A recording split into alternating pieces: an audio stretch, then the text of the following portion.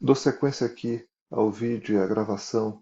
Esse é o meu vídeo número 2. Hoje é dia 22 de outubro de 2023. Esse é meu e-mail de contato para quem quiser. Abaixo vai estar o link do meu perfil. Deixe essa nota explicativa com respeito ao que eu vou falar aqui na sequência que farei daqui a alguns instantes. Então, dita essa nota explicativa, colocada na tela para todos, venho aqui fazer meus comentários. O que são os antecedentes que estamos vivendo atualmente? Os antecedentes são o aquecimento global, há um fenômeno global acontecendo, provoca o aquecimento dos oceanos, o fenômeno conhecido como El Niño, e isso leva a uma seca extrema. A seca é extrema e se diz isso porque ela é bem maior do que as secas históricas, não há parâmetro de comparação.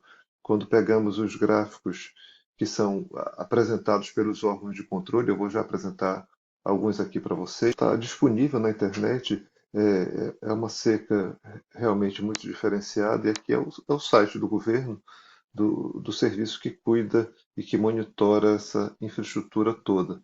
Então, quando nós olhamos aqui a região amazônica, o que se vê de fato é um panorama desolador. E aí o que eu vou fazer aqui é entrar aqui na bacia do Amazonas e carregar aqui as publicações, os boletins mais recentes. O boletim mais recente do dia 16 de outubro, ele está disponível, é um documento público aí do Serviço Geológico do Brasil, ele demonstra que o rio ainda está baixando. Então, nas últimas 24 horas, daquele momento lá do dia 16, vários dos rios ainda estão baixando. O que se vê é de fato, na bacia daqui, uma cota muito baixa, então segue apresentando descidas diárias e também descida diária no rio Solimões. Então,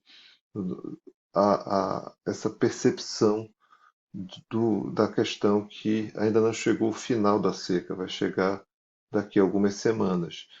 Quando se olha o gráfico de maneira histórica, a gente está indo para uma das maiores secas da história, então está aí na tela para que vocês possam ver. E, enfim, quem quiser explorar o relatório todo, convido para que explorem esse relatório como um todo. Mas, de fato, nós estamos em um patamar muito baixo aqui na bacia do Rio Negro em relação à história e aponta para ser uma baixa bem maior, ou seja, teremos nesse ano de 2023 uma cota muito mais baixa ao que parece do que foi no passado, mas claro, é algo que só o tempo dirá se vai acontecer ou não. Então, a minha percepção é que, veja só, na bacia do Rio Solimões e Tabatinga, também indo para as mínimas históricas, aqui a gente já tem quase lá a mínima histórica, ainda faltam várias semanas para o final de novembro, que é quando tipicamente aparece a mínima e a mínima histórica. Então, o que é o problema que está posto? O que está posto é que a conexão entre Belém e Manaus, entre a foz do Amazonas, entre a costa do Amapá e Manaus, ela está com uma lâmina d'água muito menor em algumas regiões críticas. Essa cota d'água menor leva a uma impossibilidade do trânsito de navios maiores. A logística do Amazonas, de Manaus em especial, ela está hoje muito dependente dos navios. Segundo informações que obtive, hoje, cerca de 70% e não mais 50% como se imaginava, não mais 40% como se imaginava, cerca de 70% do volume de carga ele está transitando para Manaus por navios, por cabotagem. Esses navios são navios de grande porte, de médio grande porte, e que transportam contêineres. No passado, o transporte ele era feito principalmente pelo roll-on roll-off, por semi-reboques colocados em balsas. Mais à frente explicarei a diferença dos dois para quem não tem essa percepção, mas sendo bem objetivo aqui nesse vídeo, esse transporte no passado ele era muito dividido entre o roll-on roll-off e o navio. Pouco a pouco, ao longo dos últimos anos, em torno de 10 anos, há uma inversão dessa distribuição da matriz de transportes. Isso leva a um problema severo, porque havendo uma grande dependência dos navios, nós ficamos sem alternativas, porque muitas das empresas que tinham equipamentos ou quebraram ou foram compradas, ou esses equipamentos ficaram velhos e foram sendo retirados e não substituídos. Ou seja, não há uma quantidade expressiva de equipamentos que possa absorver essa carga. Ademais, essa carga que está containerizada, ela não tem um transbordo tão fácil para o transporte por balsa, porque não haverá e não há portos suficientes com infraestrutura compatível para movimentar muito rapidamente. Imagine uma embarcação dessas vem com 1.500, 1.600 contêineres e quando nem totalmente carregada, esses contêineres terão que ser retidos em algum lugar. Eles ficarão em Belém, em Vila do Conde, em Pecém, em Suape, em Santos. Ele ficará em outro lugar e esse contêiner ou vai ter que ser desovado e colocado o conteúdo numa carreta, num semi-reboque, e transportado via rodovia até Belém, e de Belém colocado numa balsa e da balsa transportado até Manaus. Isso é um processo muito lento, desovar container, ou colocar o container na balsa, mas para isso precisa ter uma instalação portuária, um tipo de balsa que possa comportar esses contêineres, ou seja, não é uma operação trivial, não é uma operação rápida. Também temos uma questão de antecedente, que a BR-319, que é uma rodovia que liga Porto Velho a Manaus, ela não está asfaltada, porque a carga que tipicamente transita ou pelo Rolon Roloff, ou como é chamado, Rorro Caboclo, ou que é transitada por esses navios, ela não é exatamente uma carga que vai para avião, porque o transporte por avião será muito caro. Então, essa disrupção dessa infraestrutura crítica que há da hidrovia do Rio Amazonas, aliás, eu nem gosto de chamar de hidrovia, eu entendo que não há hidrovia no Rio Amazonas, o que há um rio e a gente convencionou chamar de hidrovia, mas não há os investimentos para manter essa hidrovia operando.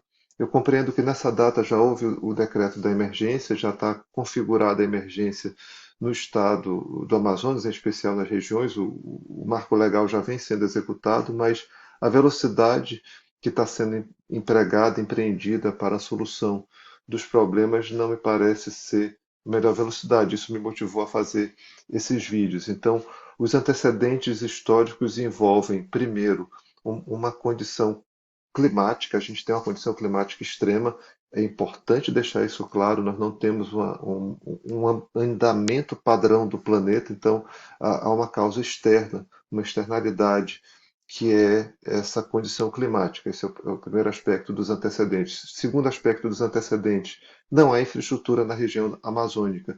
Há uma deficiência secular de investimento em infraestrutura no Estado.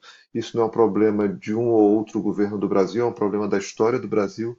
Em toda a história do Brasil, não se investe em infraestrutura na Amazônia e no Amazonas, e há motivos para isso. Posso discutir em outro vídeo sobre isso, mas esse é o segundo antecedente histórico. O terceiro antecedente histórico, nós não temos na dinâmica uma solução de rodovia, então nós estamos dependentes dos aviões e dos rios, ou seja, não há uma rodovia que possa servir de cobertura e de solução para esse problema, e temos a lâmina d'água chegando ao limitador muito baixo, e ao terceiro problema, essa terceira problemática, é que a carga não está mais pelo Rolon-Roloff, ela não está mais apenas por esse método de transporte, pelo rorô caboclo tradicional da região. Ela está primariamente hoje pela cabotagem e pelas embarcações de longo curso, ou seja, de um percentual da repartição modal do passado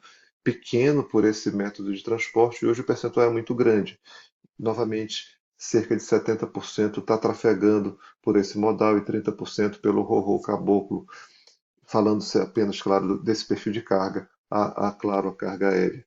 Isso significa que certamente algumas cadeias ficarão desabastecidas se demorar mais de 2, 3 semanas para reconfigurar essa solução de transporte, ou seja, é fundamental que o prazo para a reconfiguração da infraestrutura de transporte seja o mais rápido possível. A gente já tem aí 10 dias, o tempo está passando, o tempo está passando, a gente precisa ter muita agilidade como sociedade para recompor essa condição. Ou seja, eu estou chegando aqui nos meus 10 minutos de objetivo, antecedentes históricos mais longe, mais no passado, falta de investimento em infraestrutura na Amazônia, um problema secular. Isso precisa ser resolvido, precisa ser enfrentado em algum momento, claro, com a sustentabilidade, com a proteção ao meio ambiente, mas esse é um problema histórico. Segundo antecedente, falta de recuperação da BR-319, uma rodovia que já houve e deixou de haver.